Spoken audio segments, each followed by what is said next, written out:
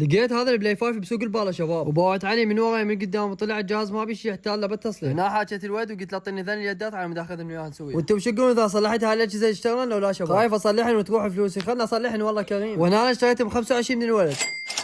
وهنا جبت هنا المحل اللي دائما اصلح يمه شباب. هاي البنيه اللي فازت بالمقطع السابق، وهذا المقطع سحب على الايفون بدون اي شغل، بس يكون انت مسوي لايك ومتابعه تكتب اي تعليق. السلام عليكم حجي.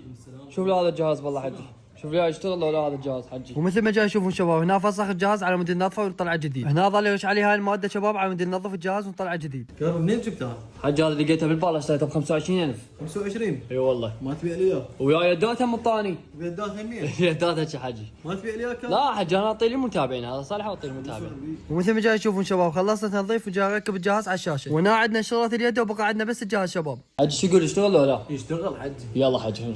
مثل ما جاي تشوفون شباب باعوا اشتغل هنا الجهاز. حجي ممنون. دام خدمتك. تعبتك وياي. مرمر. حبيبي استاذي. هسه تبيع لي اياه؟ لا ما ابيع شنو ابيع؟ لا اعطي المتابعين بلاش اعطي المتابعين. شو اسمه هذا ما اعرف ايش اسمه هذا؟ بابا هذا. مبابي حجي.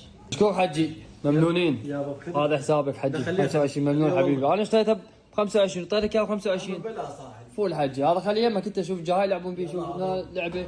يلا حجي بالليل اجيك. باي باي.